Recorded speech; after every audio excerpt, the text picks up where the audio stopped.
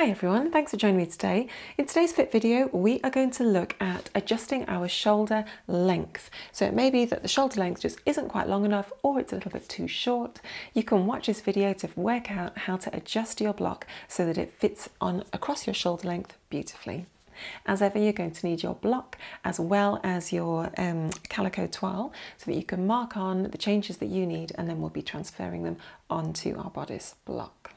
Now, if you remember when we did our measuring video, we talked about how the shoulder point at the end is almost where the drop off would be if you were skiing across your top of your shoulder, or it's where the curve of your arm meets the top of your shoulder at that point. So make sure that you know and understand where the end of your shoulder is, and just check that it's sitting really nicely at that point.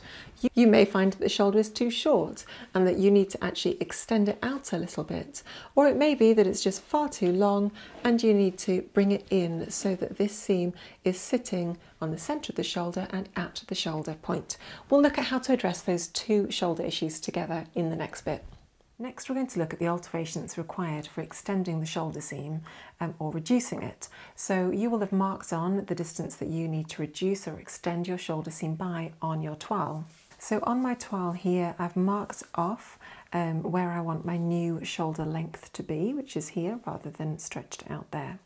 So first of all, we're going to start off, and I've also marked the reduction of where the curve of the arm side needs to be on the front and also on the back at that point. Don't forget that when you're marking things up on your toile, you're trying to get them accurate, but also when you come to do them on your body block, it may be that you just want to soften those curves a little bit or straighten them out a little bit, depending on what it's looking like on the block.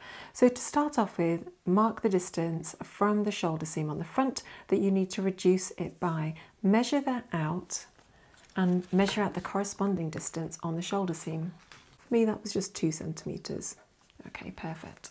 And do the same on the back, because we want to reduce the shoulder seam by the same amount on both sides. Next, grab your tape measure and starting up at the shoulder seam, I want you just to walk down the curve of the arm side to the point where you didn't need any further alterations. So for me, that was 8 centimetres.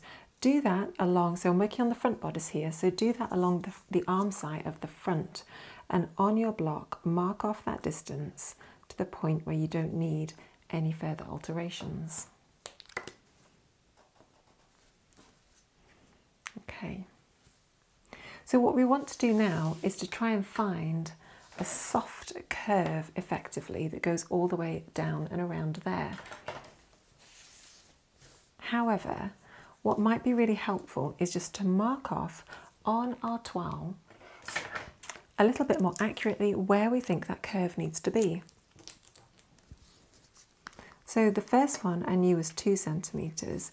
Let's start working a few reference points. I'm going to start to mark off along the arm side 2 centimetre offsets from the shoulder seam. Okay, and then I'm just going to run the tape measure perpendicular to the arm side and just mark off what that distance is from my line that I drew of where I want my new arm side to go and the arm side of our block. Okay, so I've got those nicely marked there. And I'm going to mark off 2 centimetre increments from the shoulder seam up here, the original one on the block. Then I'm going to draw some lines perpendicular to the arm side at the distances I've measured here. So my first one was 1.7 offset, so mark that on. Then I was coming down to 1 centimetre offset, so coming in quite rapidly, and then 0.5 down here. Okay, so that acts as a nice little reference for me, and now I can just find a soft curve to join them all together. It may be that you just want to eyeball that, because we do want that curve to be coming in nice and softly at that point. So these are just sort of reference lines effectively. They're guides, aren't they, little dots. So I think that looks like quite a nice curve for our arm side now. It's coming into the gentleness there quite nicely. Okay, so that's our front done. We just need to repeat the whole process for the back. So we know that our new shoulder seam is going to start at this point. We've got that line there. So flip over your pattern piece. Make sure you've got the shoulder seam up at the top. And once again, the curve that I've drawn here looks like it's kind of digging into the arm. It looks like realistically it probably needs to be a little bit softer than that, but we'll use this as a guide and we'll just start to mark off those distances once again. Starting off at the shoulder seam up at the top, marking off our 2 centimetre offsets from the centre seam up at the top. And then measuring the offsets. So we know the first one is 2, so nice and easy. That one also looks like it could be 2. 1.2. Yours will obviously be different to mine. Mark off your 2 centimetre increments along there and then draw in your help points for your arm side corresponding to the offset distances that you've drawn on your toile. Okay, so once again just find a nice soft curve. And really, I don't want it digging in at that point. I want a kind of V, a curve shape like that. So just find something which looks appropriate. Okay, so there we have it.